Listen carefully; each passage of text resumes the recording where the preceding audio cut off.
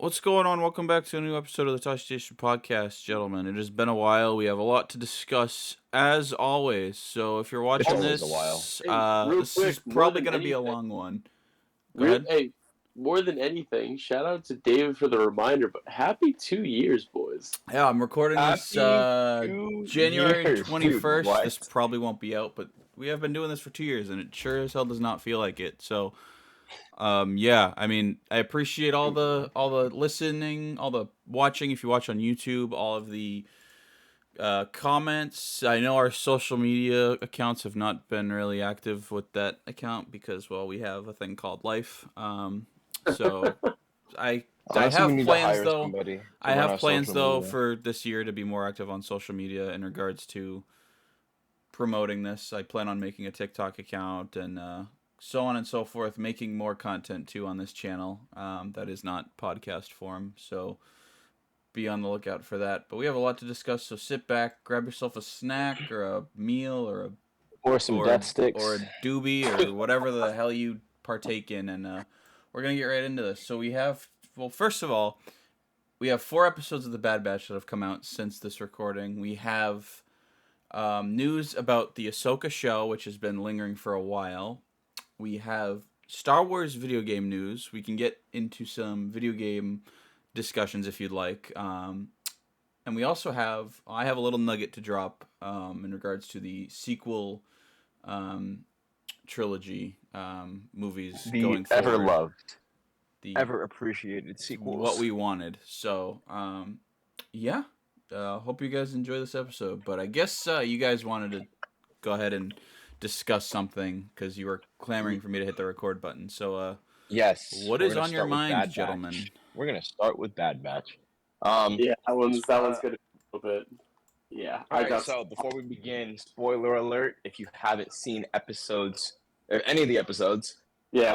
One through 4 are out as of today. yeah.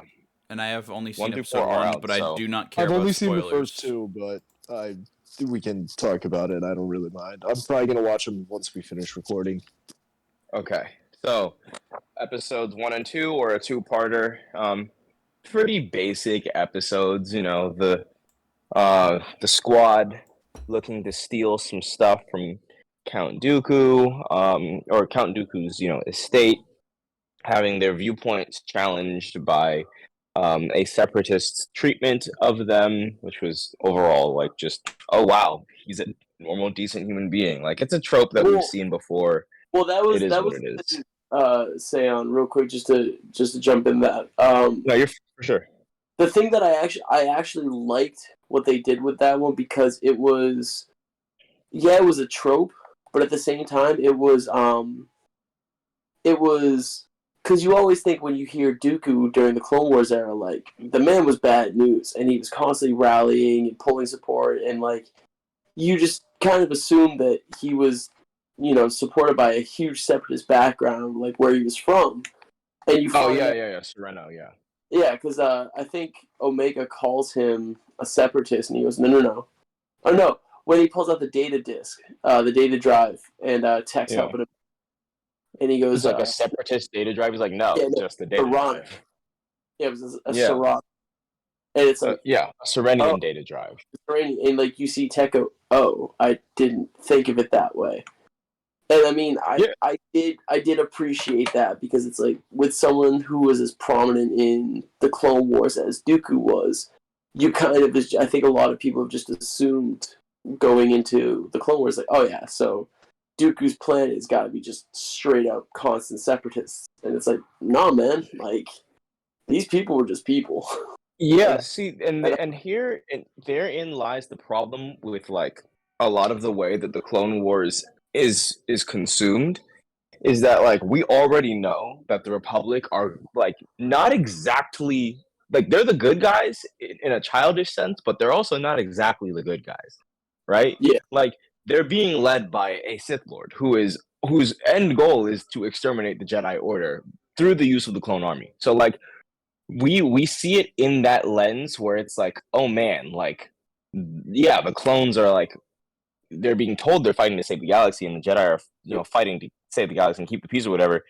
But at the end of the day, like they were also just like not totally good people. Like the politicians in the Senate were not totally good people. Like a lot of separatist planets had legitimate reasons to secede from the Republic because of the way that Chancellor Palpatine was running things, and Chancellor Valorum before him had run things, because of and the way just Palpatine was doing it.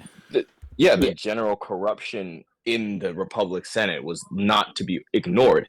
However, this episode also reminded us that like the separatists were also just blatantly bad people. Like, Yep. and I feel like a lot of times bad guys in Star Wars get way too much credit. Like the Empire is literally a fascist totalitarian government that is oppressive and speciesist. You should not be looking to try to like make points for the validity and like rightness of what the Empire or the separatists were doing or trying to do. Like they were legitimately bad people as well. And I think that this episode reminded people of that. I would disagree with that because I mean, if you look at even during the Clone Wars, you see, hell, I think even in Episode 3 they talk about it, and it's like Episode 3 of Bad Batch Season 2, and it's like the Separatists aren't bad people. No, I don't mean the citizens. I mean the movement itself was not above terrorism. Yeah, like, well, I'm not talking about the people. I'm talking about the ideology.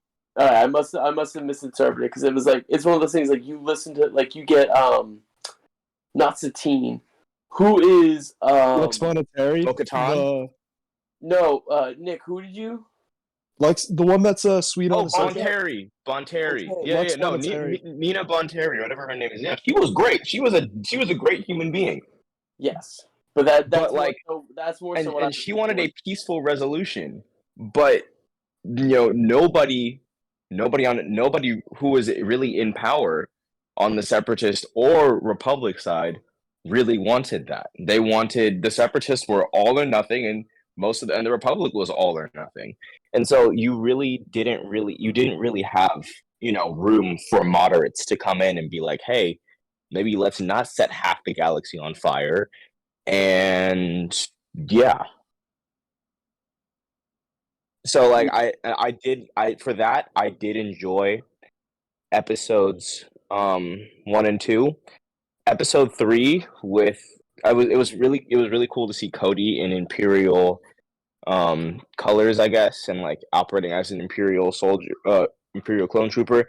However, it was far too apparent that like he wasn't, like, his inhibitor chip, I guess, was either wearing off or like it wasn't the Commander Cody that we saw in Episode 3 that literally turned, stared at Obi-Wan and said, "Yo, kill him," like within 3 seconds of receiving the order.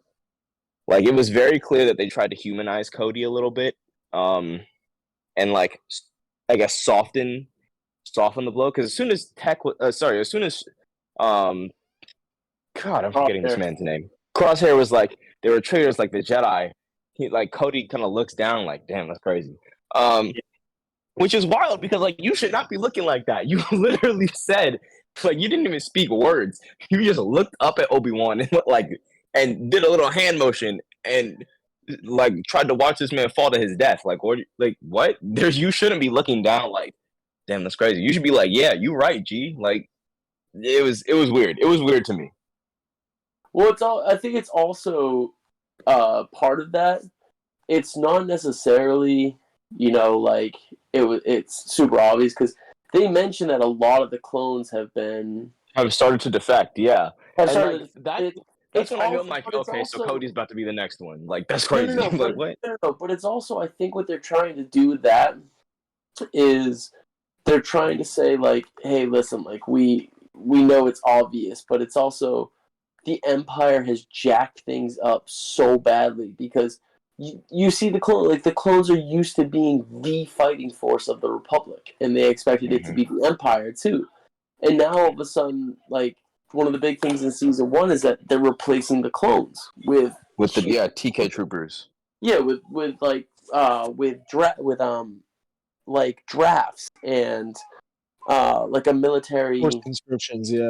Yeah, like one of them, like one of the lines between the two clones in that episode was, "I hear the emergency draft proposals up again, and Yes. another clone goes like, I hope it doesn't pass for all our sakes, or something like that. And I'm just like, But that's what it's a nice little I moment.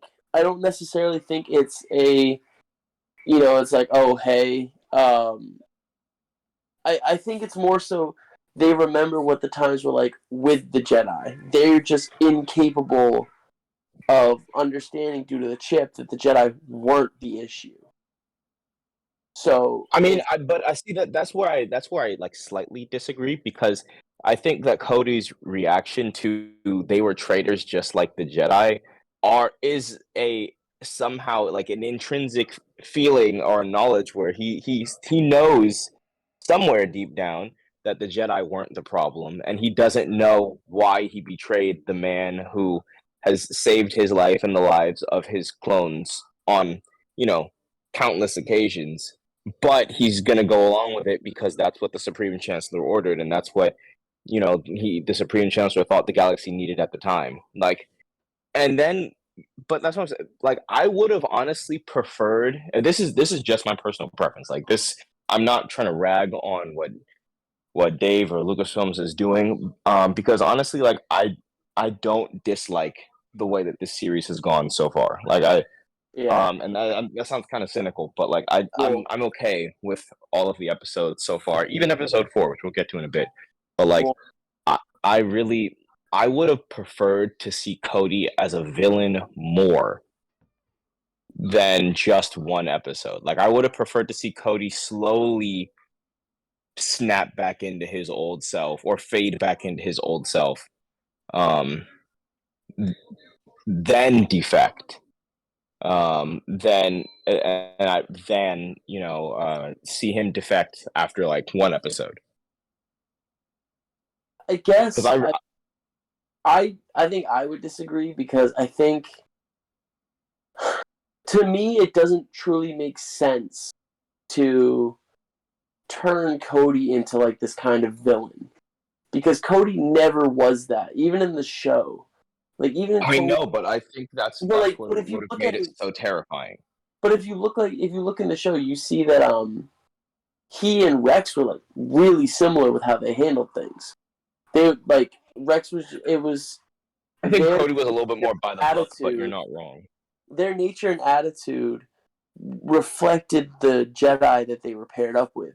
So Rex was a little bit more of a loose cannon, and Cody was a little bit more by the rules. But I mean, Cody never was this like strict, it needs to be done this way mentality. And I mean, so I think turning him into that character, I don't think would do him justice, because I think like the defection, I think makes sense the way they did it, because yeah, it was one episode.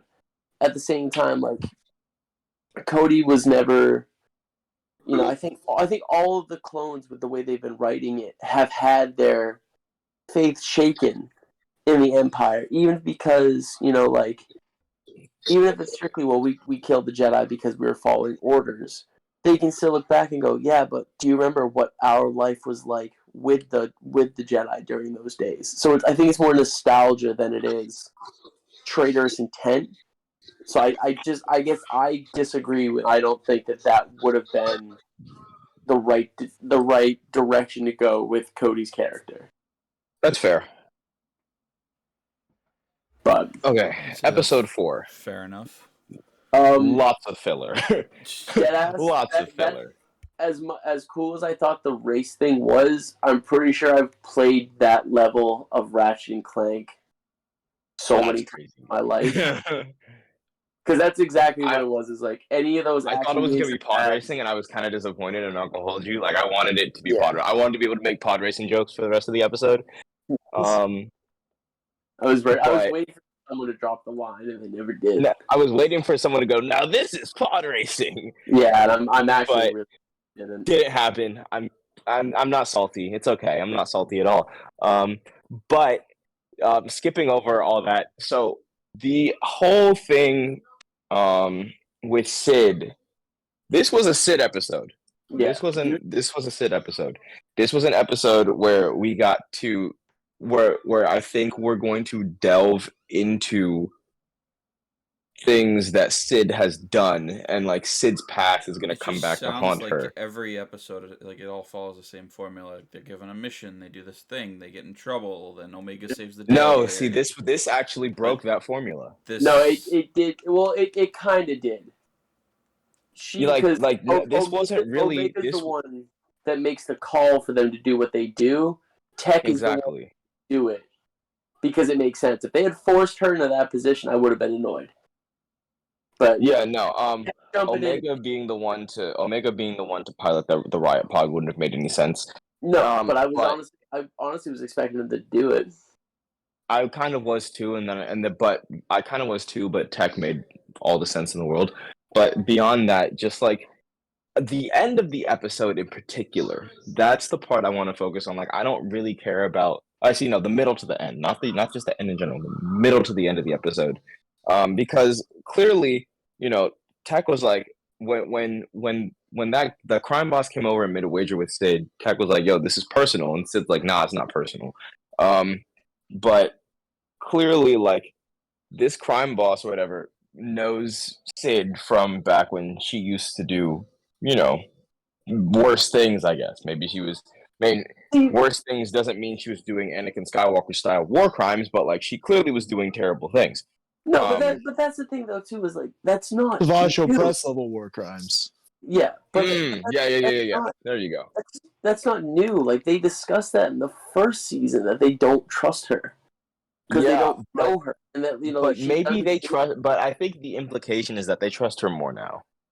I guess, but I mean, they still like even Tech May's kind of like, this is not the first time her nature's been called. We've called her nature into question, or we've been in one of these situations because she is this certain kind of character. So it's like it's not a new phenomena or idea that they don't trust Sid, and it's like I get it. They made a whole big deal of it in the first season, and then they're like, oh well, they don't even trust her. They just work for her. Because I mean, like even in the beginning, like the first episode where they go after the war chest, like Hunter's like, I don't want to do this. Because I don't. It's not necessary, and I don't really think we're getting all the information we need to get this done. And then she goes behind his back and convinces the other ones to do it. So, I mean, to me, it wasn't really new. It was just rehashing what they've already done, but in a new kind of like, I don't know, like a new like backdrop for it, if that makes sense. All right. Well, with that being said, what do you feel like overall about the show? Peter, I know you were talking about it earlier. And, about Dave Filoni specifically, and overall just where the show is going and what direction it's heading in, because to me it just feels like they don't want to do too much because they don't want to upset a lot of people. And they don't want to create a whole sequel thing happening again where the fan base is completely divided. I just feel like they're so restrictive when it comes to creative, who's got the creative control. Because it's like, well, if it's not John or Dave, all hope is lost. And that's not really, how much can you give John and Dave until one of them releases a project and you go, oh, wow, that wasn't their best work. Like, they need to get more people in there to sort of just lay down this foundation of like, okay, this is the source material that I know. This is how I'm going to, transfer it onto the big screen, or this is how I'm going to transfer it into animation, or this is how I'm going to do X, Y, and Z. And we're going to have this whole period of character development and character growth through these shows and these series. They just need somebody to sort of step in there. I'm not gonna hold you. Good. I think the High Republic thing, if they had made that into a show or a thing or stuff like that, like when it first dropped, people were like, "Oh man, this is gonna be terrible." Like it's Disney-ified or whatever. I haven't I've been reading like a prequel, High Republic book. It's not bad. You know Like why it's they won't drop pretty it though? good. You know why they won't put it on the screen or put it because they know it's not what the fans want. I guarantee you that had Kathleen Kennedy's hands all over that, and they know it's not going to do well. I mean, just look at the reception of Andor, right, compared to Tales of the Jedi. See, here's the thing. Everybody was all like friggin' losing their minds over Tales of the Jedi because that's what they wanted, and that's kind of the stuff that they, I don't know. So you're telling me that if they had done the High Republic in the style of Tales of the Jedi, it wouldn't have done well. I think it would, depending on when they would release it. They'd have to release it when nothing else is out to counter it. Like, they couldn't release it at a time of The Mandalorian, because let's be honest, are we going to pay attention to Season 3 of Mandalorian or The High Republic, which seems very, just Yeah, at that point, like an Old Republic knockoff. Like, well, at that point, you need to juggle your priorities because is your priority. At that point, exactly. You can do both. You just alter your release schedule. If you're thinking from their perspective, see, they don't think like that. They think what's going to make them the most money. So what are they going to do? I know, like, but I'm just talking logically speaking. Like, let's take the fact that they can't run their front office or whatever correctly to save their lives out of it. Hypothetically speaking, I firmly believe that the High Republic as a TV show, as a series of TV shows, right? Because some of them get kind of dark, and some of them I think could have done well as an Andor style live action series. So, in that vein, right? Like, I think that they could have done pretty well, given the right circumstances. Acolyte is High Republic. Right? Yes, Acolyte is High Republic. Is High Republic replacing the Old Republic? Like, is Old Republic? No. No. High Republic takes place 200 years before Phantom Menace. Old Republic, it's like 4,000. Yeah. Old Republic is like Knights of the Old Republic, all that stuff. That is literally so it goes Old 4, Republic, High Republic, and then prequels, original trilogy, sequels. So if you want to even discuss the Old Republic, that's like you have to go all the way back. So I think yes.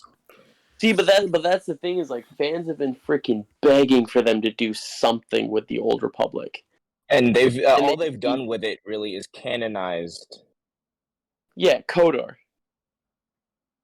They've canonized Knights of the Old Republic. It doesn't seem like they're willing to do anything with it because I think they're in the process of putting together a new team of people who are higher up, because I don't know if y'all have been seeing the same reports, but it sounds like Kathleen Kennedy is as good as gone by, I don't know, July, August of this year. I'll believe it when I see it. I'll believe it when I see it. Yeah. I have a strong feeling it's happening, especially. I hear this every 5. This is the first time I've actually heard that it's more than likely happening. And it was happening in the midst of all that Andor drama too, so I don't know if that played a role. I don't know if what Andor. Oh, wait a minute. People saying it wasn't Star Wars, people saying it's everything Star Wars needed to be, bricks and screws are not in Star Wars, all that fun stuff. If you know, you know. Like the stuff that people get so bent out of shape over, it's just I just sit on Twitter, and I absolutely hate Twitter, but I just sit there and I just scroll and I just laugh. Like, you people who have nothing better to do but friggin' attack people for what they like/don't like. Like, it boggles my mind. Well, so let me just to kind of circle back to your last point, David. Excuse me. You and I, like I said, this talk about Andor is putting people to sleep. No. That's just me in general, homeboy. That's crazy. No, so like you and I were talking about earlier, David. Like, don't get me wrong, I am absolutely a Filoni fan. I love what the guy's done. I love, all of his passion that he's put into this project. And, I thoroughly enjoy what we've been getting from him.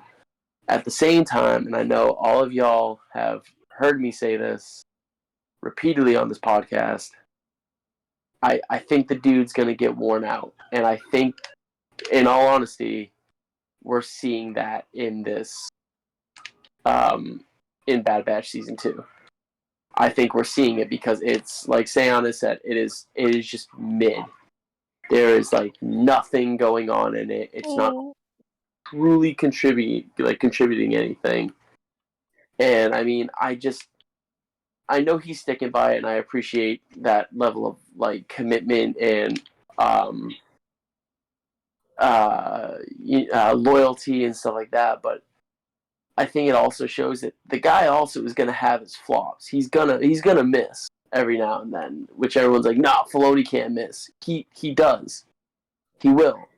Like we were just talking before we started. Not even all the Clone Wars episodes were all that. But no, great. like we were literally talking before we started the podcast about Mando and who's directed certain episodes, and like the worst, like widely regarded as like the worst episode of season 1, which is the Lone Gunman, which is the one where we first meet up with Fennec Shand and Mando meets up with that random dude at the cantina who sucks. That episode everyone thought was absolute garbage in the first season was directed by Filoni. So it's like the guy is gonna miss. And I think the more that people keep dropping on his plate, the more that's going to happen. And I don't want to see this guy get burned out and end up eventually hating the IP that he has become synonymous with because everyone's treating him like the freaking duct tape of the Star Wars universe. Well, Kathleen needs to get on the phone and start hiring creative people because I'm sure creative people go to her and they give them a portfolio of what they've done, and she goes, "Well, you don't fit my social quota, so I'm not gonna hire you." Like, I mean, I'm a black male. Have her call me up. that is a true statement. No way, are you? I had all 5 or 6 years I've known you, I had no idea that you were black. Yeah, bro. I thought you were just deep faking it. Yeah, bro. I have to come clean, you know. Damn, I thought this was gonna be like a whole nother Dickinson Halloween scandal.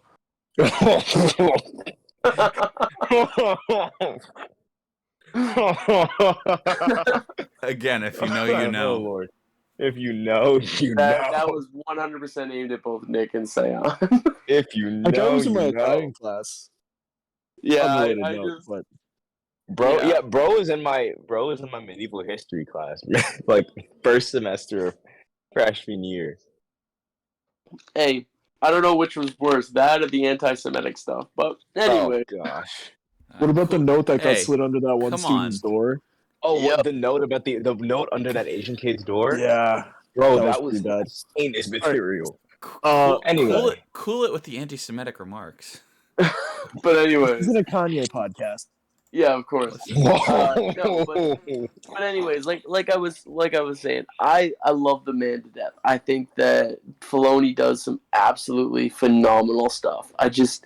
I keep worrying where it's like, even Star Wars Theory, like I love his channel, but his answer to like almost every problem when it comes to, like something new with Star Wars is just put Filoni on it. Not even that. It's Filoni George Lucas. in like, if they know George Lucas, Lucas, bring George back. But that's the Oh God, please no. He says all the time, like, put Filoni in charge of creative. It's like, well, I agree because the guy is seemingly one of the last passionate people, apart from Sam Witwer, who's like, that's the guy they need to taking charge of hire that. for something. I don't care if he's I don't care if he's sharpening their pencils. Just give him a role or something. Like, yeah, but that's the thing is like, I think everyone's putting too much pressure on Dave, and I desperately do not want to see the day that backfires and he suddenly is like, guys, I don't want to do this anymore. I'd love to zero. I genuinely love to meet the tonight. guy. I genuinely love to meet the guy. Like, if we ever went to like a Star Wars event or whatever, and just ask him, "Do you feel pressure? Like, are you pressured? Like, Yeah. because consensually, like, you're the only one that's really, fan, like you're the fan favorite. Like, do you feel, like, same with, like, The Mandalorian, like, Pedro Pascal, like, he doesn't want to do Mando for 10 plus years. Like, he probably only wants to do this for a few years. Like, Man, at this point, I just want to buy Filoni like a drink and just I- let him not focus on Star Like- Wars for a little. Like, the day this man leaves, or the day they shun him out from, like, creative roles is gonna be the day that, like, we better hope they have something in their back pocket. Like, come on. Like, don't pull a Bill Belichick and not have a successor to Tom Brady. Like give us, like, you gotta have a plan. And it seems like right now with all these shows, it looks good. The slate looks good, but what did we say 2 years ago? Oh, Kenobi. Oh, Andor. Oh, it's gonna be great. And here we are going, well, next year will be better, or this year will be better. Like, Yeah, but in all fairness, Andor was decent given that it was something new. All things considered, it was and we know we've done this ad nauseum, but Andor was a nice change of pace for what we've seen more recently. So if they keep doing things with that kind of consistency, yeah, just but more like like Star Wars upping the ante a little bit and Yeah, like speeding things up, I like- think we'll be fine. like just turn up the temp just a little bit. Like, Yeah. but we got some news in Give us- regards to the Ahsoka show. I don't know if you guys have looked into the plot leaks at all. If you care to look into the plot leaks, No, The because only- looking into leaks is a very dangerous game. No, Like the someone only leaked big- the the only entirety big of the news I've Ant-Man heard- Quantumania script recently. I heard about that. The only big news I've heard recently is that there's been a lot of rumors that Mads Mikkelsen is coming back as Thrawn, and he kind of was like, that's not true. Well, He could I be mean- playing an Andrew Garfield. Well, no, like he put out an official statement. I think I saw it on Twitter today. So does this mean he's more than likely not in the show? Because if not, then that's gonna be a huge miss. No, don't say it's a huge miss until we see who does play Thrawn. Yeah. Well, I feel like it's got to be him or not or nobody. Oh God! I- Don't be a that- purist. No, that's Don't be a just my purist. feeling. I mean, who could you think of that you think would fill that role? I mean, I personally, like right now, off the top of my head, I can't think of anyone I would rather Thrawn be than Mads Mikkelsen. so you However, you I trust will they keep an open mind. found. I will keep an Somebody. open mind. Okay, well, Thrawn is a very difficult character to get wrong, but he's also a very difficult character to get right. he is, and You I literally also have to. I would love to You read have the to act book. like the you Thrawn have to book. act like any. Oh, the Thrawn. Honestly, if you haven't read the Ascendancy Rising trilogy, you need to. But I truly believe that they will find, like, they know what they did right with Rebels Correct. Thrawn, and so I think that they will stick to Alright, that well- formula. Well, I have I the lied. Hey, it's not Mads, it's Lars, his brother. Lars. oh, okay. When it was Well, played. that's not official. So I mean, hey, Well, no. Lars Mikkelsen was the one who played Thrawn and came out with a statement. oh, okay. Yeah. I But misnamed the regardless, All like right. Well, Thrawn is one of the only characters who is a mainstay of both canon and legends, and I don't think that Disney wants another potential Skywalker catastrophe on their hands. So I think that they will do their due diligence in getting this I'm sure call they right. will. Now, in regards to the Ahsoka show, I have a little article here. I'd like to read it if you guys don't really care otherwise. Oh yay, audiobook. All right, sick. So, this comes from makingstarwars.net. Don't know how credible they really are. I'm sure they're a credible enough source, so we're just going to go right ahead and read this little paragraph here. real quick before you start, I dropped the link in general. Copy. according to him, he said that he hasn't even received an offer to play the character. That's okay. Now that you gotta like be like, what the That's hell? a little Disney. That's Yeah. disappointing. That's disappointing. Yeah. Like So if it was, I just dropped the link in general. So if y'all want to read the full article, I'll but pull yeah, it up he after I said read this. that he hasn't even received an offer. That's like a slap in the face. Okay. That makes me slightly more concerned, but you know what? Like I said, open mind. All right. So Yeah. during the production of Ahsoka, there was a code name for a character I'm reluctant to share. But through the code, I was able to figure out and confirm that Ahsoka had 2 different code names for different eras of her story using different actors. This is my first hunch that we would see Ahsoka in different eras of her life. Oh yeah. I heard about that. Now, to be clear, there is a young actor playing Ahsoka Tano who is not Rosie O'Dawson or fan favorite Ashley Eckstein. I cannot confirm, however, if Ashley is voicing the young Ahsoka.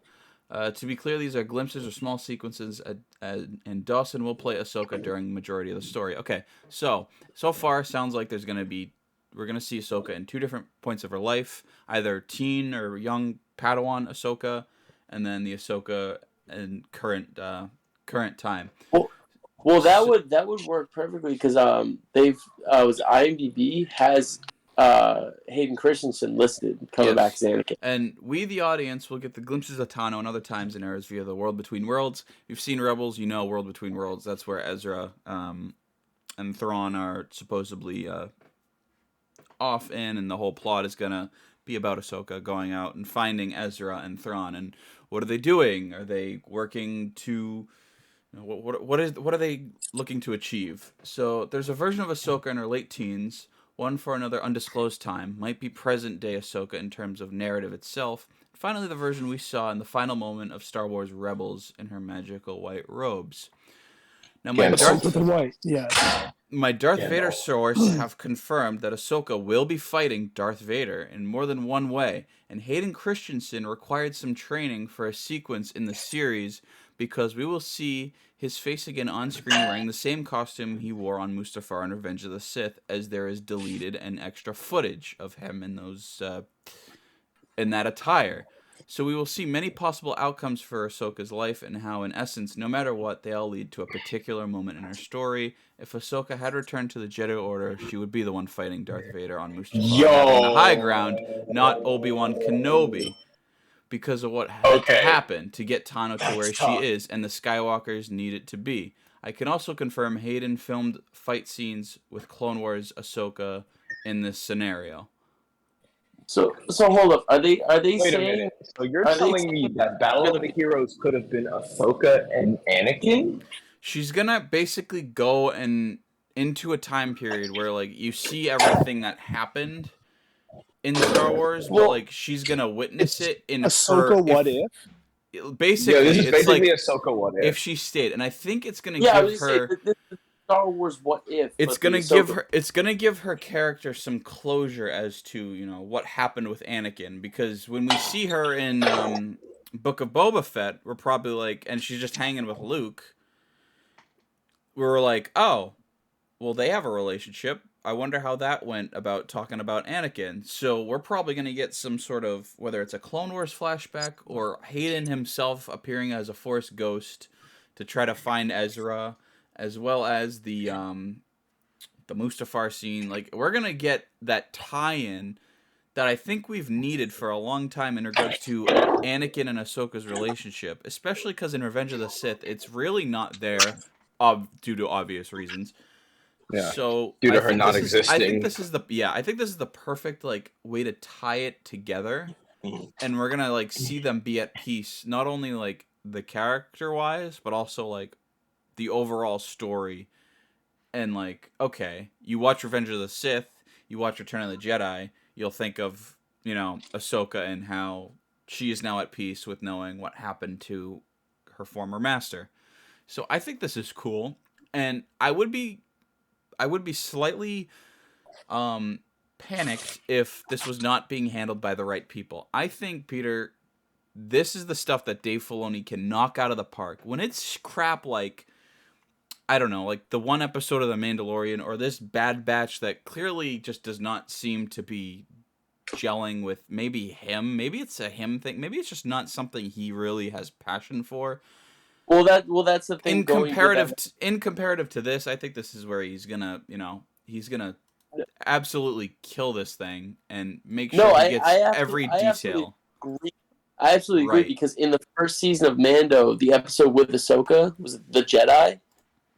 No, it was season 2. Season 2. It was a couple episodes. Yeah, beyond that, like 2-3 episodes. That was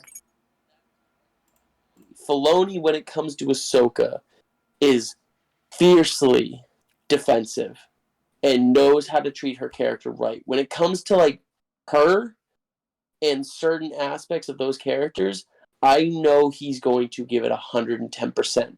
I absolutely think what he's not, like you said, David, with the projects he's not necessarily as involved in, it's not going to have that same passion. So I have no doubt he's going to be giving Ahsoka his everything to make sure that it doesn't copy the same mistakes that we've seen with some of these other live actions. I'm excited for it. I just, my comment towards that earlier was just like, again, don't keep putting him in charge of everything. Put him on what you know he's going to knock out of the park, and you're going to never have any issues. Right. Give him stuff that he is familiar with. And if you eventually want him to oversee everything, I mean, that's fine. But, like, even if it's just like, hey, look at the script and sign off on it. So, like, it was approved by Dave Filoni. Is what I'm doing with this character going to be... Would this not be true to the character that is written? Like that's fine. Like, I have no problems with, like, going to Filoni for that stuff. And I have the article pulled up here. Wait, first of all, say on, Nick, what do you think of that plot, potential plot scenario for the show? Of what, like the switching between time points? The world between worlds, the whole closure with Ahsoka and Vader and Anakin, like that whole thing. Like, did you want to see that in the show? Did you not want to see any of that? I think it's going to be an interesting point, but personally, what I would be really looking forward to is just really seeing what happens at the end of Rebels. I'd love to see, I would love to see a lot of flashbacks, but I don't necessarily think I need to see a show that's just Star Wars What If, that's Ahsoka, like, oh, she came back to the Order, and, now she's fighting Anakin on Mustafar, because that would be cool to see on screen. Like, I'd rather have them focus on Ahsoka's story in a linear fashion, as opposed to just some kind of hypothetical situation that they're portraying through using a really cool tool like the world between worlds, if that makes sense. Right, so it kind of sounds like you want there to be like a progression of Rebel Season 5 and save the flashy, like, fan servicey stuff for, like, either a different time or, like, make it very minor and compared to the overall story. Like, yeah, I get that. Like, Thrawn's had a while to plan something, and if they do the character justice, he's gonna have something big up his sleeve, and I'm excited to see how Ahsoka and people like Sabine, because I think she's been cast. She might not have been casted, but I think she's definitely gonna be. I get what you're saying. So, like, if all that stuff with Thrawn, right, and what his overall plan is, if none of that is shown, but they're just like, hey, look, Ahsoka on Mustafar, high ground, and it's like, that's cool, but like, did you like where have you been with like this overall arching like story of like how Thrawn's supposed to be like the big bad, and not even the big bad, how he's just kind of like the big, like the brains behind the whole operation, like where's that been? Going off what Nick said, I would love to see what they do with how they wrap up that, because I mean, in Mando Season 2, she's looking for Ezra. That's why she's where she is. And then, I think it'd be freaking awesome to see, I think it'd be incredible to see Thrawn showing back up after the Empire's already been defeated. And seeing how he reacts to that. Because while he was gone like the Empire lost and the Rebels won. So I would love to see how he reacts to coming back and going and realizing that everything he knew and that everything he had used to make a name for himself was gone.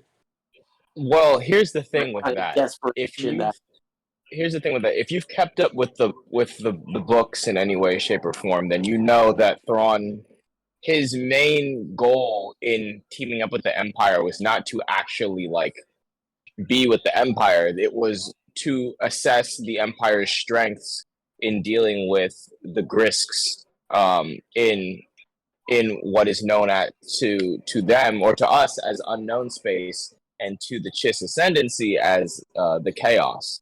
So he was exiled at the end of the third book in the Thrawn Ascendancy trilogy. He was exiled to the Galactic Empire in order to see if the Empire could be, allies in the coming, conflict. So him coming back to the Empire, at least in my opinion, and if they're going to keep with this reason, like, I mean, the books are canon, so I don't see why they wouldn't.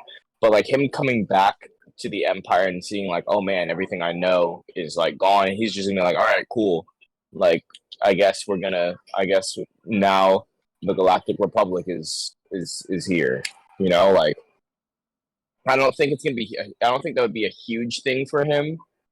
So I think I agree with what Nick is saying. Like, I think that it'd be cool for Thrawn to like not really be seen or found until like well beyond, like towards the end of the series. Like, I'm cool with Ahsoka finding Ezra like relatively early on. Like, that doesn't really matter to me. But like, Thrawn being the bigger goal in the series, like the finding Thrawn being the bigger goal, I think would be a better way for the series to go, because like Ahsoka finding Ezra and Ezra being like, it's cool that you found me, however, we got bigger fish. I am a Purgle Rancher now. I don't care about Jedi stuff anymore. Yes. I think that's where he's been. He's just been chilling with the Purgles. Either way, I personally... He goes full... I personally think this is probably my most hyped show in a while, especially knowing who the creator behind it is. I think they're going to knock it out of the park. I have very little to no concerns with this show. And I think it's going to be... I think they're going to have to nail pretty much everything in a row. They're starting off a little weak, though, with Bad Batch. And boys, I want to make sure we have this section timestamped so that when David comes back and is standing up and down, proclaiming that he absolutely knew Ahsoka was going to fail, I want to make sure that we have this clip ready to throw back at him.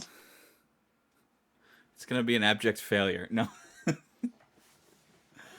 But, I mean, they need to score big with Ahsoka, Mando, and Acolyte. Like, those three need to knock it out of the park. I'm sorry. I am not worried about Mando, though. Like, I'm not worried about from what Mando, I've seen of the trailers, it looks... Oh, the trailer's gorgeous. Nutty. Like, it looks... I'm sorry, beautiful. we just saw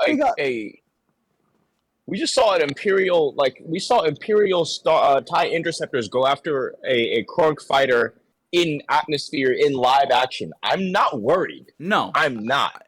But hey... Mando's rolling with the guys from the like Lego Mandalorian battle pack. The only question I have though is like, what's their going to happen character design is so clean. What's going to happen with Grogu? But I think that'll all be figured out in due time. I don't think they're going to rush his character. Whatever development they have planned, yeah, I don't think they're going to rush it. I don't think his story is going to continue in Mando. It might continue in other universes other series. But we could talk about the Mando. Star Wars Marvel for a minute. We could. What's that? Man got Star Wars confused with Marvel for a minute. we can talk about Mando season 3, but I mean, there's really not much to talk about other than how friggin' phenomenal that trailer was. That was probably the best trailer that they've ever released. Also, another thing that's kind of off topic, but just something that has really grown on me. When he was like, "Oh yeah, I need the new ship," and he went to whatever her face's name is on Tatooine, and we saw the N1 starfighter, I was like, oh, this is a cool Easter egg, like a nice callback to episode 1. But the more I see the ship, it is so clean, and like It is. Mando's new N1 Starfighter, it's quickly become one of my favorite ships in Star Wars, it and I feel like we fits haven't even seen perfectly. him do anything in it yet. No. It's just we barely I think seen we him do anything, watched but him- it's gorgeous. We watched him take a nap in the trailer in it. But I mean, what's gonna happen when he goes and meets oh my god, what's his name? When he shakes his hand. Oh, what's his name? Oh crap. Grease? No, are you talking the guy played by Carl Weathers? Yes. What's that guy's name? What's the character's name? Grief Karga. Grease, Yeah. yeah, Grease. Karga. And what's gonna happen when he shakes his hand and he's like, where's Gina Carano's No, I character? honestly Where's- think that where's, was. I honestly think that was after a funeral. Like, I honestly think it was after her funeral. Or like, there's a tweet where it was like, where's Cara Grief, Dune? Grief Karga, wearing ceremonial robes after Cara Dune's funeral, and it's like, okay, like I this might be a joke, but like, maybe, you know. Like, what's gonna happen? See, Like, she's been low-key be exiled bummed. to the Cancelville. LOL. I'd low key be bummed if they do that because it's like she's great. Granted, obviously we've discussed everything about what all her incidents and shit like that, but it would just how much of a kick in the fucking pants would that be to just be like, hey yo, we killed your She died off character. screen. Bye. See ya. Okay, so We executed your character off screen, which is exactly how she would have gone out. All right, thanks for your time. Like, what the fuck? in other news, we have announcements on a new Star Wars game being developed by Ubisoft, and it's a massive open world game. Project First-person shooter. What? First-person shooter. This Ubisoft game? Supposedly, I think. No, is this that's the same game we're talking about, or is it a different one? Nope, we're talking about a totally different game, bud. Okay. But I know what you're talking about. That, I was going to get to that in a second. That one's being developed by Respawn Entertainment, who developed Jedi Fallen Order and Titanfall 2. So we'll get into that in a second. Oh, But did you just say Titanfall? Like, I think Nick got excited. yes, You know, I could. He's got a little tingle in his pants. Ubisoft Star Wars game, everything we know so far. So, creators of Division 2 and apparently they're coming out with an Avatar game. I didn't even know this. Airbender? No. I don't want it. Because with everything going on, I guess like because of the whole EA thing, their license has been like completely scrapped or it's expired. So now they're giving it. It expired, and they giving didn't it to renew these it. other. Thank They didn't God. renew it, so they're giving it to these other developers. While we don't know yet too much about the new adventure, Massive Entertainment has revealed it will be a new story-driven open-world video game set in a Star Wars galaxy, along with Star Wars Eclipse, which is like probably not going to come out until I have 3 kids and a mortgage.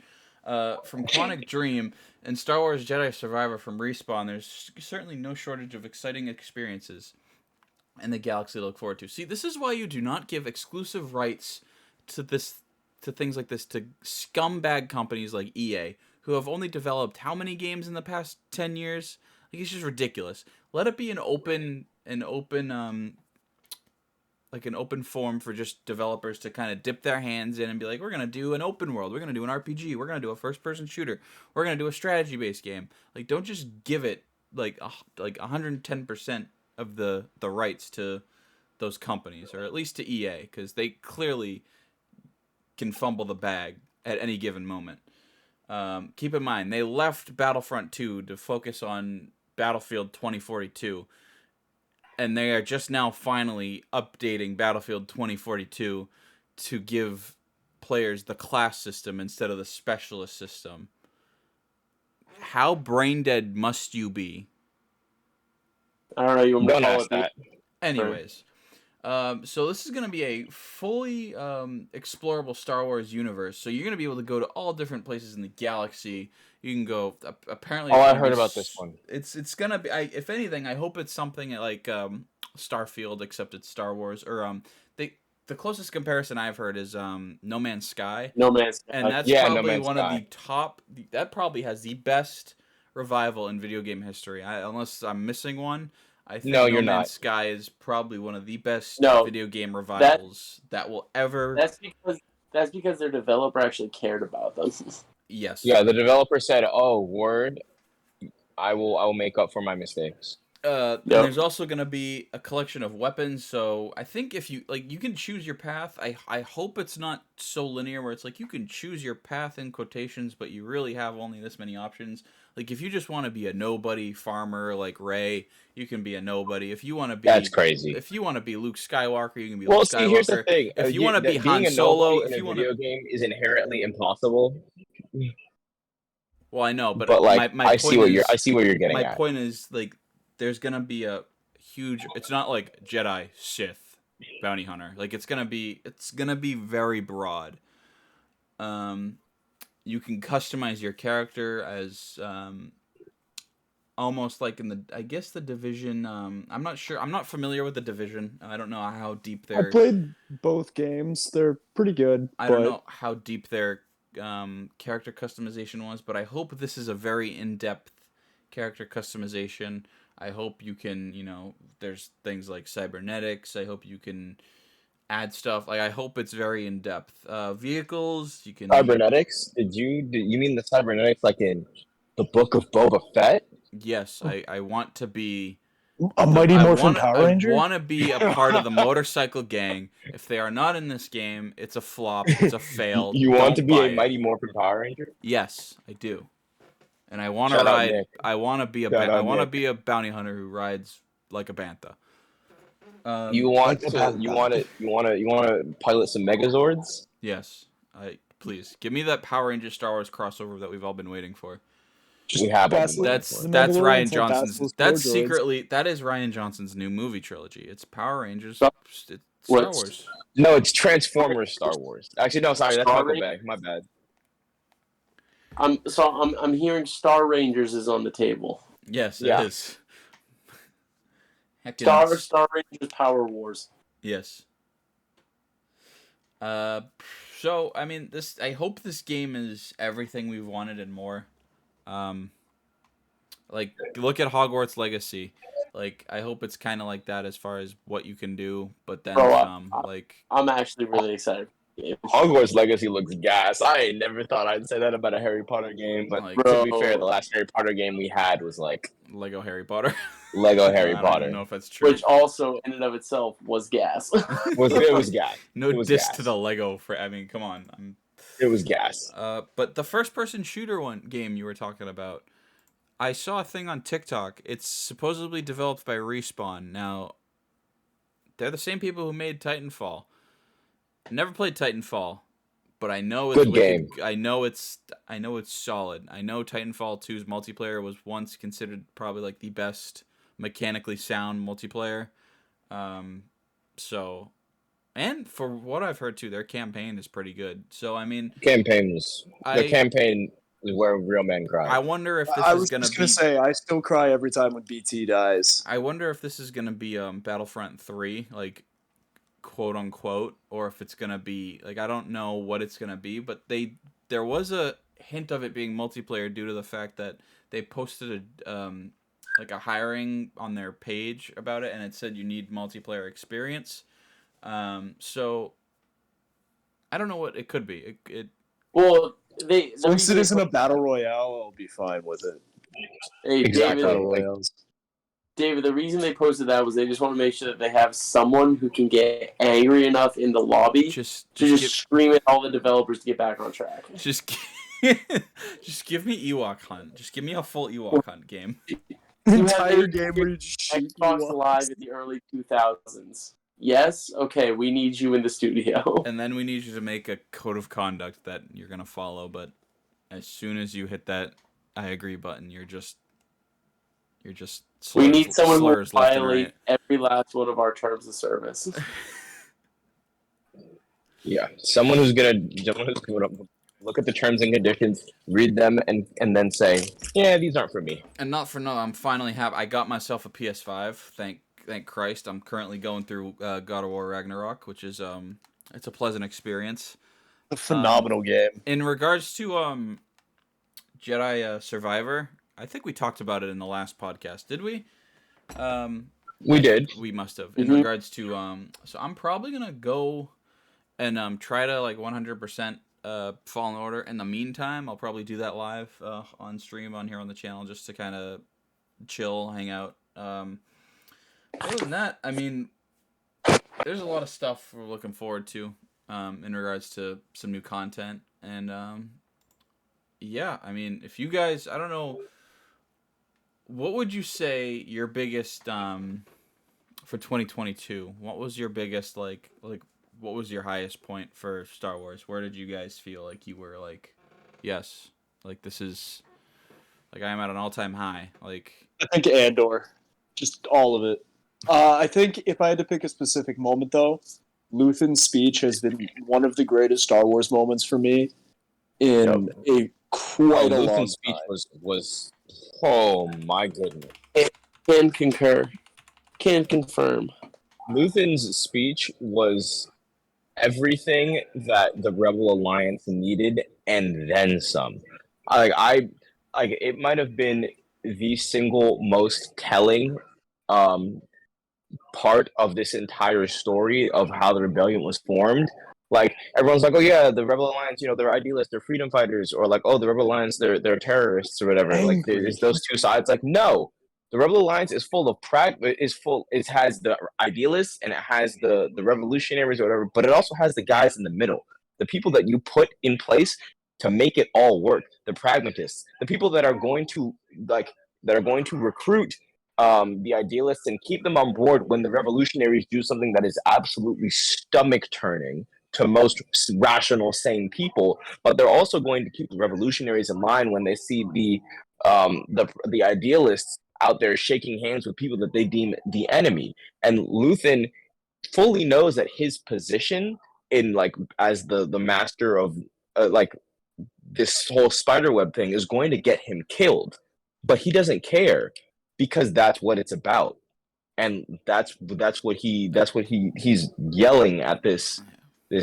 poor turned Imperial officer or ISB officer. But like that's what a lot of people have failed to realize, that the rebellion is like about like if when you're in the rebellion, you're about that life 100%. You have to be, or else it's not going to work. You got to commit. No, for me, it had to be well, as far as Andor goes, I mean, Kino Loy was probably my favorite character at the time when that whole arc was playing out. His speech telling everybody to, that there's only one way out, and then one way out. Yep, and he can't swim. And like that. Like I think that whole thing was great. But as far as like overall, it was probably beating Fallen Order. Able to drag myself through that. And probably, I mean, just making these episodes, I thoroughly enjoyed. Quite frankly, I think we get better each episode. And I'd have to say though, for content wise, like what I watched, it would probably be Kenobi episode 6. Either that one or episode 3 when we first got back. that final fight, like all just the emotion, just Hayden just delivers. Like you don't even need to see his whole face, and he just delivers. Like all the emotion is in the movement. Like Darth Vader's movement in that fight is just and just the visual. So angry. It's just. Like I don't think you. I am what you made me. Like, oh my god! Like I don't think Anakin is gone. I am like it was soul crushing and soul crushing. Yeah, his last line, he goes, "You didn't fail, Obi-Wan." Yeah, you didn't kill Anakin Skywalker. You didn't kill Anakin Skywalker. I did. It was like, oh, because like that's another one of the rawest lines I think I've ever heard. You sitting there going like, "Oh my!" And he's got that smile on his face. It's like, "Yep, this is the Anakin or the Vader we saw in Mustafar when he went berserk." But like I just think that's the Vader that we see in A New Hope. Oh yeah, that's true. Yeah. No, That's that's the Vader you see in Rogue One, dude. Oh Like, my that's not even a new Yeah. Hope. That's Rogue My One Darth God. Vader. I will never forgive myself for not seeing that scene in theaters. I'm You. so What do glad you that mean I did. saw that in theaters? I did not see that Vader fight scene in theaters. How did you not see it? It was part of the movie. I didn't didn't see the see the movie? movie He in didn't see the theaters, movie. dipshit. In theaters. Peter, there's this But wonderful doesn't new mean- invention called streaming movies. But And it's then also, there are I- things wasn't called a Marvel- DVDs. It wasn't like a Marvel end credit. It was part of the plot. But he didn't see the Kid, entire I movie. didn't see in the theaters. movie in the theater. What do you think? I He's talking watched about the movie. I experiencing got it on up the and I big watched screen. the ending Okay. at home. The way he worded it made me think that he walked out of the theater before that happened. I'm like, what is wrong? Yeah, he looked at Rogue One, said, "Nah, this isn't for me," and just left. I mean, I He just did. saw But, them all get blown up on the Death Star and was like, well, that's the end, I guess. also, I haven't announced. I have a sad. So ever since Disney Plus came out, I signed up for a 2-week free trial membership, right? And up until probably a week ago, I had not had to pay a single dime. What do you mean? Ever since Disney Plus came out, did you just like repeatedly sign up for 2 week free trials? No, I was logged in. he I was was logged in. creating I new never logged out. emails. I never logged out. I probably Just shouldn't be creating new admitting emails. this over podcast, but I never had to log out. And when I'd log in on a new platform, it would just automatically log me in when I did the authentication for my email. What kind of sorcery? I did absolutely nothing. I just Well, kind of that went is with it, bad. and then I'm sitting That's there and I'm gotta like, be you know illegal. what? You know what? I need to watch. Yeah, I pirated friggin' Disney Plus for 4 years. I'm like, you know what? I need to. Actually did.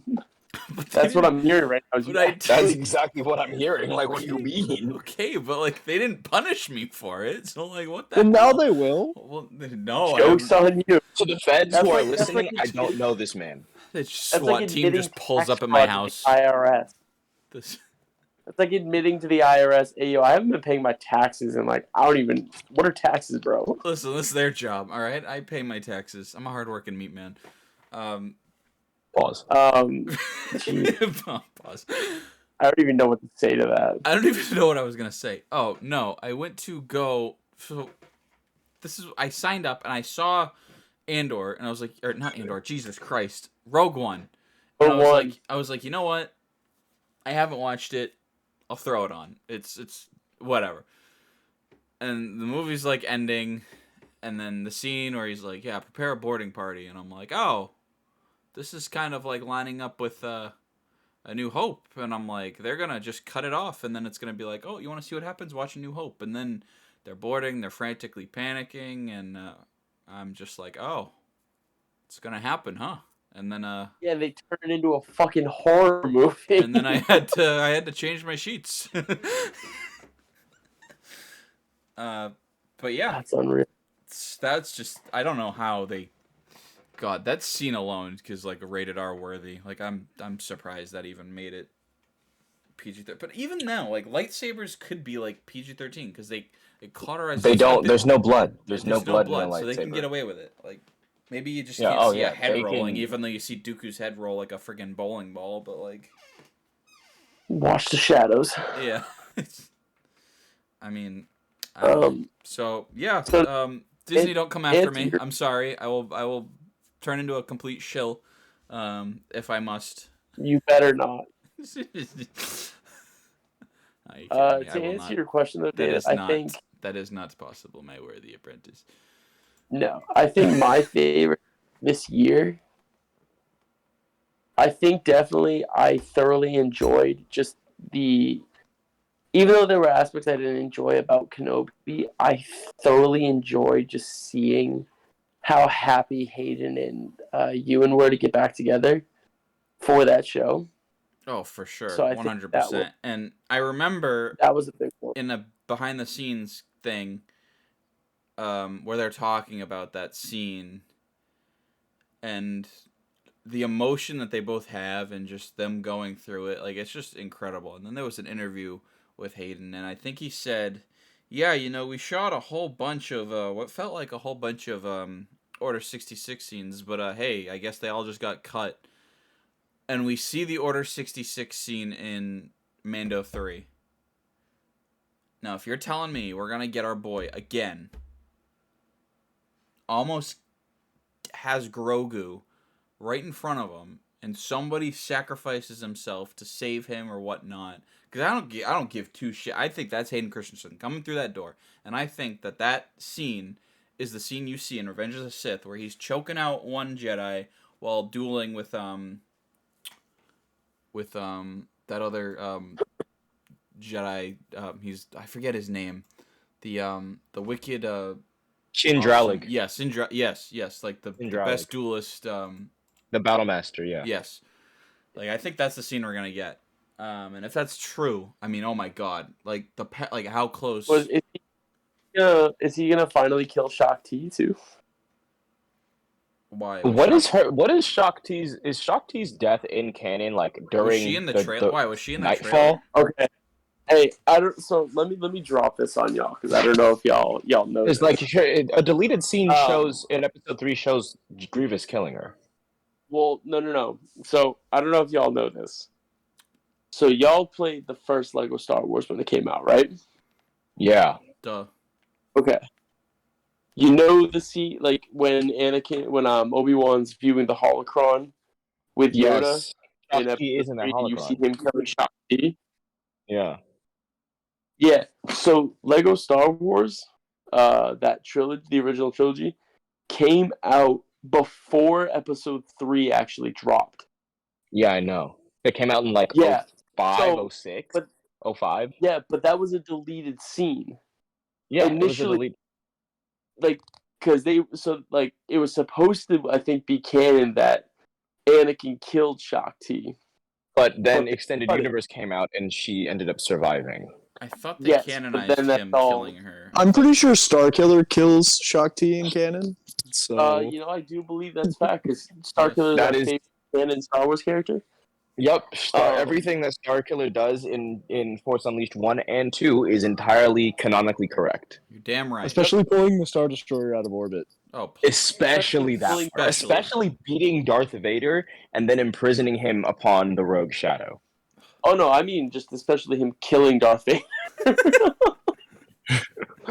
No, especially him tanking the Emperor's Force lightning. Yes. No, but David, so I think that was my favorite when it came to like Star Wars shows and movie wise and all that. Favorite apart from that, dude, we got the Skywalker saga this year. Yeah, we did. That ended up the Lego Skywalker saga was freaking. I remember all of us geeking out when we were waiting for it, and I mean, I don't care what anybody says. That's a great game. I don't care. It had its issues. I have loved every moment of it. So that I think has to be my favorite game moment. All these game reviewers. It's too easy. It's a Lego game. It's made for friggin' 4-year-olds. Of course it's gonna be easy. Jesus. But, yeah, the 1-2, and especially with the Lego games giving us all those. I mean, and granted it's DLC, and I have issues with DLC, but the fact that it's like character packs with just like annoying. Rebels, but like I've enjoyed what they've given us in terms of those characters. Yeah, so have I. I mean, like, one of the newest ones came with Savage Press, which was just phenomenal. Dope. All right. Well, before we wrap it up, what is something you are hoping to see in 2023 from Star Wars, whether that's games, movies, shows? What is something you are hoping to see, or whether that's for content as well, like games? Black Jedi. Actual Black Jedi. That's it. That's all I want.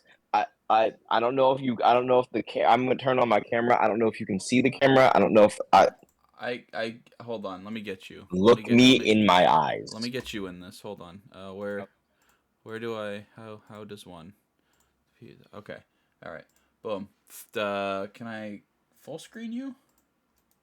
Can I? Do what you gotta do. I'm on my phone right now. It doesn't matter. I cannot full screen you.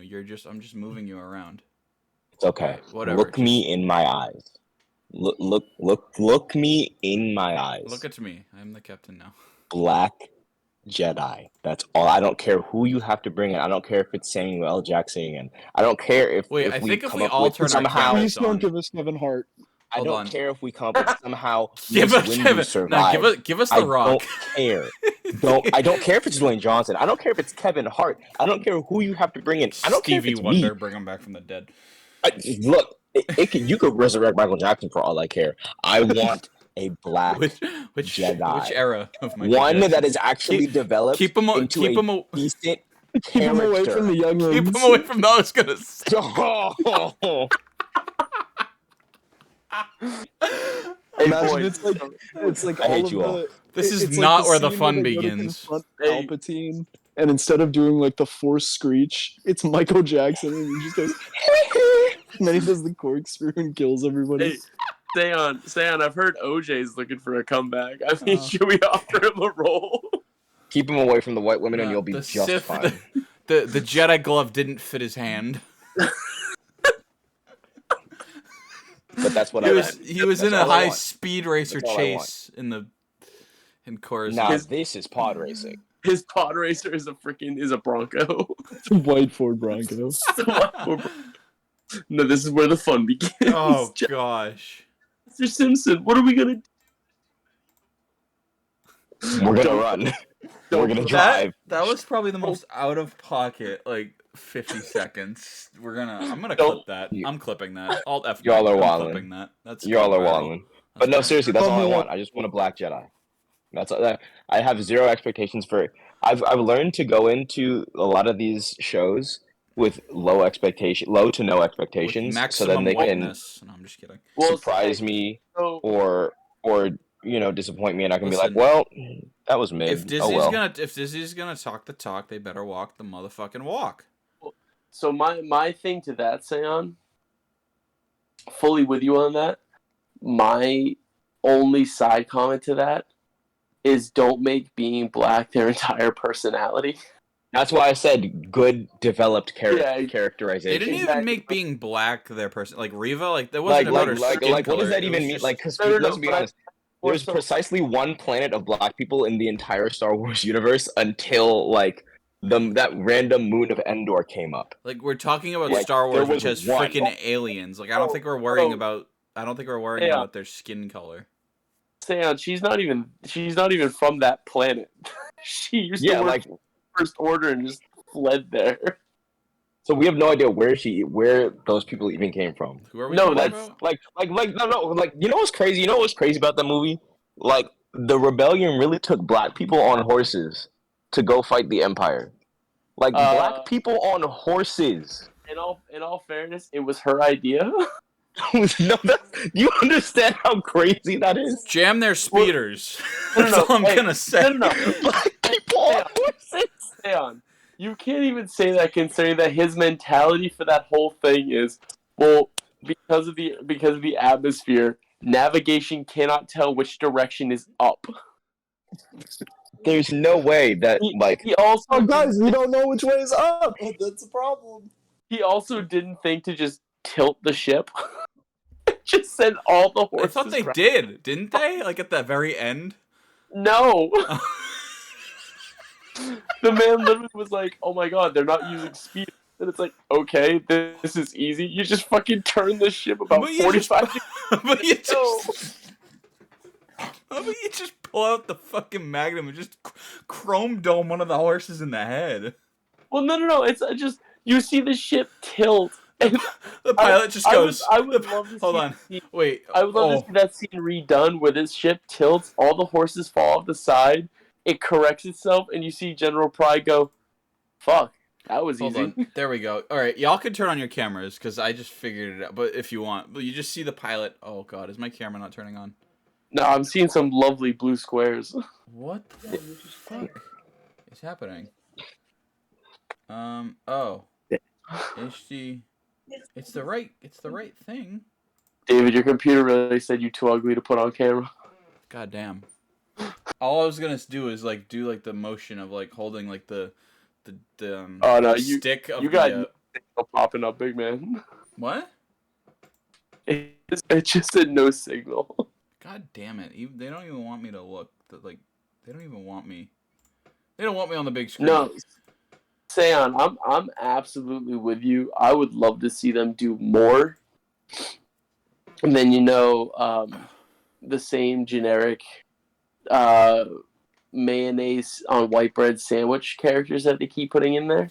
Dog, when I tell you that I did a deep dive into Harren Call like a couple of years ago, and at least as deep as I could get it, because that's the Star Wars planet of black people.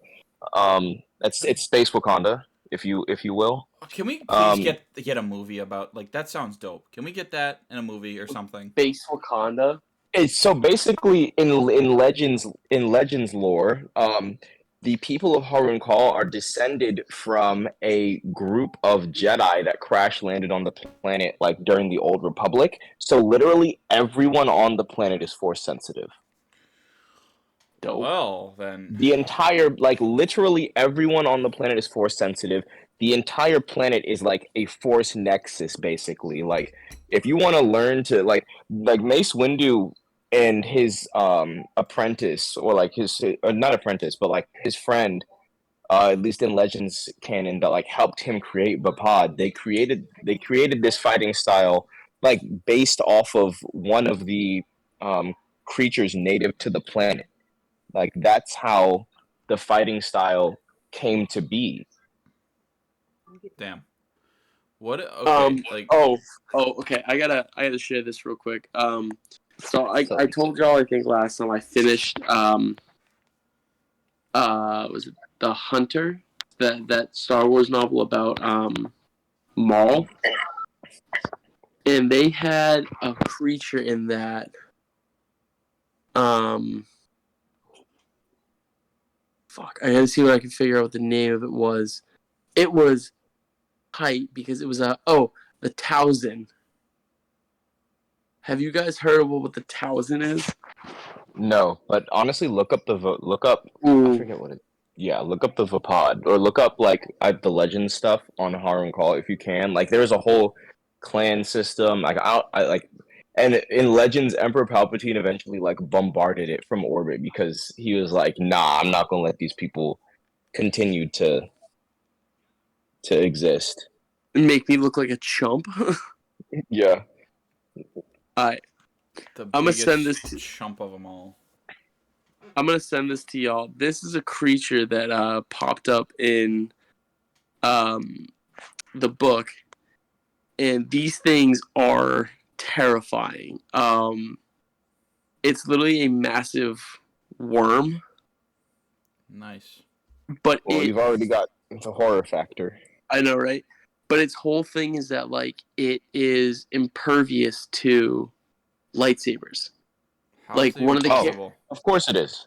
Well, one of the characters literally hits it with their lightsaber and it deactivates. Oh, and so it's like Frick? Well, the thing's invisible to the Force. Like that's one of the things in the book is that like Maul is like enters this cavern. He goes, "It's interesting. Like I know there's something here, but I can't sense it." And then even when he's looking at it and he like extends his like mental probes out to like feel the thing, he can't see it. It's just not there. The thing is invisible to the Force. Like so basically, they use Zhang wrong. Well, one of the characters gets given a scale from the Towson later, and he's not detected. He can't be detected because of it. Oh, that's tough. That's tough. Tough luck. That's I would love to see a horror movie with like a group of Jedi or a group of Force users trying to fight this. Nah, give me a Colin Trevor Geonosis horror movie. Yep. Give me a Coleman Trevor show. Just give me Coleman Trevor. Yeah. Shout out Mace Windu. I know Mace. I know that's your favorite Star Wars character of all time. So we just felt like to honor you and your continued commitment to the fandom and the Star Wars community. A Coleman Trevor show would be best suited for this. Give me the Battle of Geonosis, right? But like of like them getting lost in the freaking catacombs and Grievous just doing his thing. Like, oh, Like, give me 2003 Grievous live action or CGI horror. Like, just 2003 Grievous would. Well, because like He would wasn't Grievous fold there, anybody. but he had to like keep himself hidden because he didn't want to reveal himself. Yeah, So what if a group of clones like they'd get lost. uncovered him in the catacombs, and then there's just a giant robot man like crawling on the ceilings, picking them off one by one, and like Yep. Predator Nick, type. I'm thinking the Clone Wars episode Lair of Grievous, but set on Geonosis. Yeah. Please. Hey, so I just sent y'all the link in general. That's what I'll definitely take a look at that book when I can. General Kenobi. Dude, the thing is force sensitive. Hello there. It's force I'm sensitive. sorry, force sensitive but invisible to the force? Yeah, its distinctions are blaster and lightsaber resistant. It has force invisibility, and it's What force the sensitive. hell is that? So That is 1,000, bro. Hey, That I'm is gonna give you that is guys what Maul the goes full- up against. So I'm sensing that this should be that our next campaign in D&D should be Star Wars, and this should be. Bro, do you know where he fights this in the book? Ohio. On Coruscant. Ohio. That's ugly. Get out like of here with no, those living Ohio? This is No, This is the normalest bug in Ohio. Yeah, that actually makes everything else in Ohio. How look the weird. heck did this get to Coruscant, bro? Yeah, it's between 1 and 20 meters long, and it's literally like he fights this in the underbelly of Coruscant. How do you kill that thing? You gotta don't. crush it or something. Is Here's this the or neat is this part. like You don't. I was gonna say, is this like the ending when you find Vader and Jedi Fallen Order? You just run. Yes. You just gotta run, yeah. Mission objective: survive. Yes, but it's like that's the neat part. You don't. You don't. Here's the Yeah, thing. he let it fall. You gotta let it fall from great heights. That's literally it. Yeah. But here's the thing. So when the Galactic Empire came to power in 19 BBY, the members of the Inquisitorius were equipped with 1,000 amulets, which would mask their presence while on the hunt for rogue Jedi.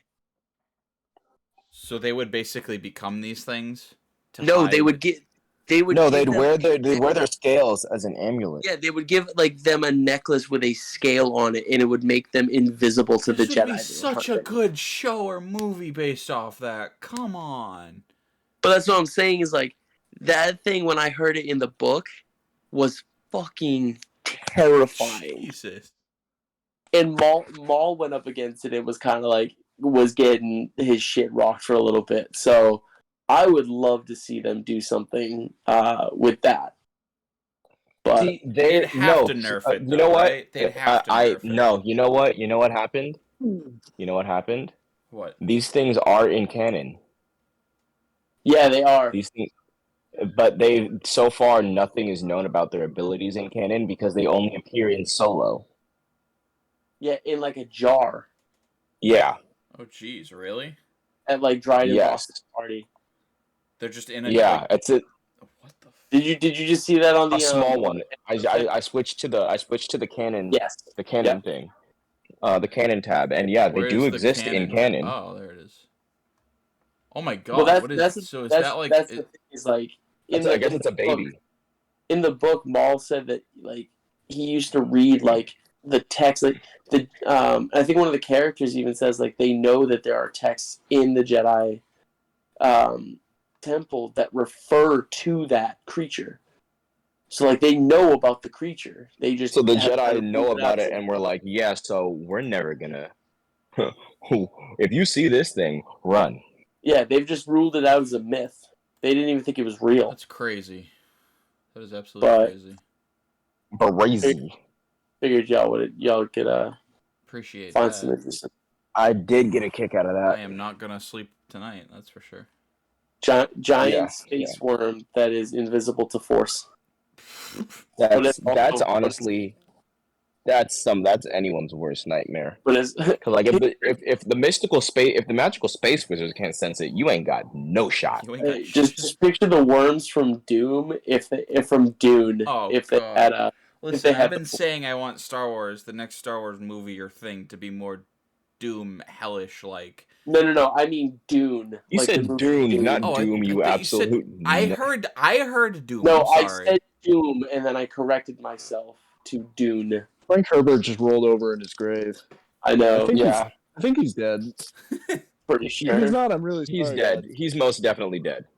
These That books are came out in subtitles the spicy, 60s. Can't even tell. No, Frank Herbert's dead.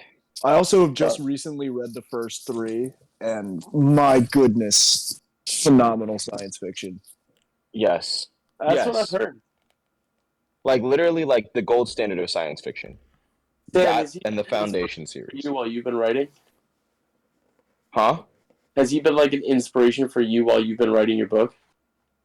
When I look at my science fiction stuff, like I know for a fact that I don't if I write my science fiction or when I write my science fiction, like I stray away from like the super ethereal spiritual because his like Dune got very spiritual. It really does, especially with the Bene Gesserit stuff that comes in. Yeah, like it was very spiritual and very like time mind warpy, like it was very convoluted. I do not want to go down that route. However, if I did, he would be like his world building was already a massive inspiration because of the way he built the Landsrad and the imperial politics and all that stuff. Like already a massive inspiration in terms of how to do feudalism in space. But when I look for inspiration for science fiction, I look towards stuff that's more grounded. Because it's easier and like it's not saying that like doing it Frank Herbert's way is bad or because it's hard, but like it's so difficult to get right, and it's so easy. I mean, it to, reads like a overcomplicate Shakespearean things. drama. Like Exactly, it's Shakespeare in space. Like, and like I don't know how he did it. Like I don't. Well, that's how I feel like when I've been writing. Like I just finished listening to The Fellowship by Tolkien, and it's the same thing. It's like Listening like don't do what Tolkien did because it's honestly it's very intimidating. But it's also there's a lot of things he didn't do well. Or not like a lot, but like the world building was phenomenal. But it was also just like so much. Like it's a biblical allegory. Like I don't think you want. Not every book needs to be that deep. Now, a good like not that deep. Narnia did it. Narnia did it great. Narnia did a biblical allegory great, but like, you know. Well, that's the thing is also, like, I know we're getting off topic, but like Tolkien in his foreword is like, yeah, nothing about this is allegorical. I just want all of you guys to know that. There's nothing about this has anything to do with allegory. Yeah, but he and C.S. Lewis had debates on that. It was I know. Supposedly. Good times. I guess to answer your question, to go round all the way back, David, I just want a fucking good show. I want something. I want a good show. He says. I want you're like setting your standards way like, too high. I want like the Andor level of writing that we just got, but sped up a little bit. Because I don't mind a slow burn if it has a payoff, the way that I found Andor to have. But I also don't want it to just milk it. It's like, well, so far Mando season 3 and Ahsoka are your best shots. Yeah, I know. Yep. Unless the Bad Batch pulls something out of their ass. About those because I don't really want to keep seeing the Mandalorian show kind of just cave into Mando and Friends. Yeah, and you don't want it to I be think like, this is going to be less Mando suck, and Friends. But we have Mando. No, it's going to be Mando and no Friends. I think this season is less Mando and Friends. I think this is Mando and Return of. I think this is literally the Return of the King arc of Mandalorian. Yeah. Yep. Especially if Bo-Katan's considered the big bad. Then that's gonna be fun. This is where the fun begins. I'm excited to. Yeah, that's gonna be dope. All All right. Well, Like for all of Mando season 2's flaws, the actress that plays Bo-Katan killed that. trust She me. was the voice actor from Clone Wars, wasn't she? Yeah. Yeah. I think so. Yes. Yeah. Was it Sackhoff? Something or I don't know names. Yeah. I don't do names when it comes Dude, to you can Star just Wars pull these actors. names out of your ass, and it's honestly like Literally. unbelievable. When it comes to Star Wars voice actors, I don't do names. Like I know it's like it, It's Oh, I'm Katie. too Katie brave Sackhoff. I'm too brave enough for voice actor names. Yeah, it's Katie Sackhoff. Yeah. she crushed it. I just Yeah. know they did a great job, and that's all that matters. Slade. By the way, they have cast Sabine for the Ahsoka show. Oh hell It's yeah. Oh, Is Natasha it Lou Oh Bordizzo. no. Bordizzo. Fadizzle. Snizzle. Yes. I don't know. for Dizzle shizzle the my nizzle. nizzle. Alrighty. It is. That's it's loading. That's gonna be Sabine when it comes I through. think They've this already is- cast Ezra too. Yeah, they cast Yeah, they Ezra was did. one of the first castings announced Yeah. for Ahsoka, I think. That's gonna be Sabine. Oh, hello. Respectfully. They've also, dude, Mary Elizabeth Winstead's gonna be in it too. Y'all, in case y'all don't know who that is, y'all ever watch Sky High? Wait. She was Wait. the main villain. No. She was also she was also Ramona in Scott Pilgrim versus the World. Ah. That she was. She's a phenomenal actress. She's in Ahsoka, and they've got Ray Stevenson, who was the voice of oh my god, it was the Gar Saxon.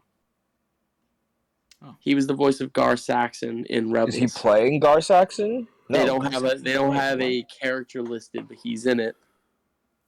Alrighty. Well, interesting. Well, I think we're gonna wrap it up here. This is, I just real quick, Nick, did you give an answer about what you want to see? oh shit, that's right. I think I would really like to see Mandalorian season 3 is probably what I'm really most excited to see. I just feel like the direction it's going in, they can do a lot of really dope stuff with it if they play their cards right. And I'm just really hoping that it's not Mando and friends, and it really just explores his story moving forward, because I feel like they can, from the trailers, he could be going down into the mines on old Mandalore. And I just feel like that's some Mandalorian level lore that we haven't even gotten yet. Because, I mean, if you look at, like, all of the Mandalorian lore that we've seen in, like, Rebels and in, like, Clone Wars, it's not on par with, like, who the Mandalorian are in, like, other eras of Star Wars, like, especially in, like, the Old Republic. They're so much more of, like, a warrior tribe, and I think, like, them getting to kind of go back to that would be really cool. And so I'm really hoping that we get more pure Mandalorian lore in season 3, I guess, is what I'm most excited for. So Nick, am I correct in hearing that you want some Mando lore? Yes, I think Mandalore I'd would say be so. some well needed. Thank you, Seon. I really appreciate the groan made my night. Alrighty. Well, thank y'all for watching. Thank y'all for listening. Please be sure to go ahead and subscribe if you're not subscribed on the YouTube channel, and turn on that notification bell so you do not miss an upload. Go over on Spotify. Get us up on them Spotify charts if you don't say. I don't know who's number 1 on the Spotify charts. I don't think we're going to hit number 1, but like, just please get us up on them Spotify charts if you could be so kind. I'm going to find out who's on them charts right now. Who can we surpass? How do I even find the top podcasts? What? There's a Last of Us podcast? I'm not really Or a surprised. companion podcast for the show. With Troy Baker. Oh, interesting. Okay.